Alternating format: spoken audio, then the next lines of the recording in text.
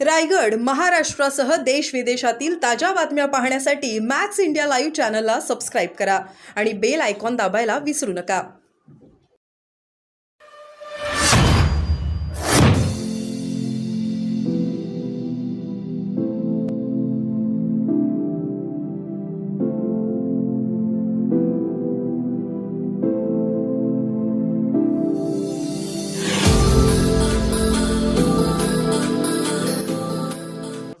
राजीव गांधी पंतप्रधान म्हणाले होते, त्या काँग्रेसमध्ये तुम्ही जाऊन बसता आणि हिंदुत्वासाठी मत मागण्याची हिंमत करता. तर मला खरंच प्रश्न पडतो, एखाद्या पक्षावर नाही जमलं आपण वेगळं स्वतंत्र राहायला समजू शकतो, पण आपण स्वतंत्र राहत असताना ज्यांनी आतापर्यंत आपल्या विचाराला, आपल्या माननीय शिवसेना प्रमुखांच्या विचाराला ज्यांनी विरोध केला, त्यांच्यावर बसून कसं आपण राजकारण करू शकतो.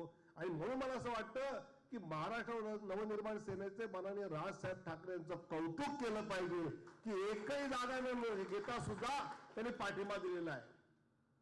ही विचाराची बांधिलकी आहे.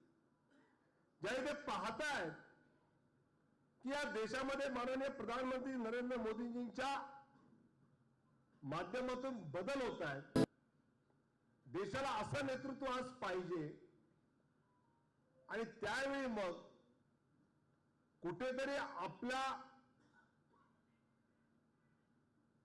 मी म्हणेन हट्टाचा,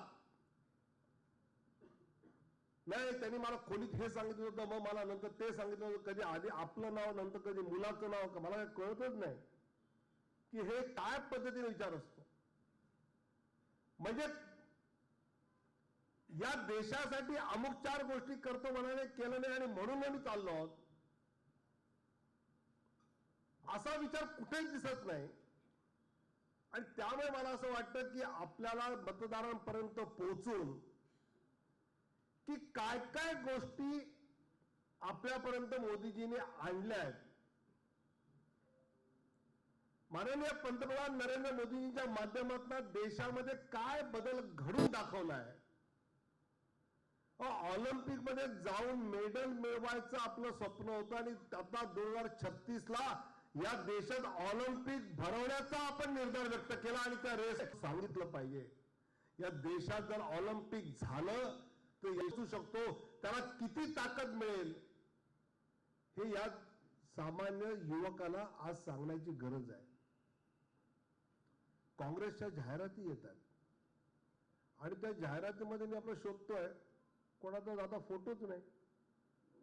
मी दिल्लीतल्या काँग्रेसच्या नेत्यांना विचारलं, अरे फोटो का नाही टाकत म्हणले. आणि मग तर काय कमी करावी का म्हणले आम्हाला फोटो टाकून. ना राहुलजींचा फोटो, ना सोनियाजींचा फोटो, ना खरगेंचा फोटो, कोणाचा फोटो नाही. आणि हात बदले का हालात, काय हालात होते, बॉम्बलास्टचे हालात. काय हालात होते की जगातले सगळे पंतप्रधान भेटल्यानंतर आपले पंतप्रधान कुठेतरी मनमोहन सिंग मागे दिसायचे, आज पहिल्या रांगेत दिसतात. दुसऱ्या देशाचा पंतप्रधान आपल्या पंतप्रधानाच्या पायाला स्पर्श करतो, तो त्यांना मान नाही येतो, या देशाला मान आहे. आपल्या देशाविषयी बाकीचे देश कौतुकाने बोलतात. मला असं वाटतं की हे चित्र जे आहे की हे चित्र आपल्याला लोकांना दाखवलं पाहिजे. आणि ते दाखवत असताना सातत्याने यावेळी मला कार्यकर्त्यांना विनंती एक आग्रहाने करायची आहे. 2019च्या तुलनेने यावेळी उन्हाळा 1 महिना जास्त लवकर आलाय. बिहार आणि युपीत आम्ही तो अनुभवलाय. लू चलना म्हणतात ते तिकडे चालू झालंय. इथे सुद्धा आपण पाहतो इतकं ऊन हे मे मध्ये असायचं, हे आता सुरू झालंय. आणि दुसरं, आपल्या मतदाराला काय वाटतं, येणार तर मोदीच. मग कुठे उन्हात बाहेर जाऊन मतदान करता. अब की बार 400 पार, मग आपण नाही गेलो तर काय फरक पडतो. तर आपल्याला आपल्या मतदारापर्यंत पोहोचून सांगावं लागेल. आणि माझं असं मत आहे की एकदा केवळ जाऊ नये, एका मतदारापर्यंत 3 वेळा आपण कसं, आता उरलेल्या दिवसात किमान 2 वेळा आपण त्याच्याकडे कसं जाऊ शकू. आणि तिकडे गेल्यानंतर त्याला मतदानाला तुझं येणं कसं महत्वाचं आहे, मग त्याला नुसतं त्यावर नरेंद्र मोदींनी गुजरातच्या झाल्यानंतर पासून आजपर्यंत एक दिवस केली नाही. दिवाळीला पण कुठे असतात, तर सीमेवर जवानांसोबत.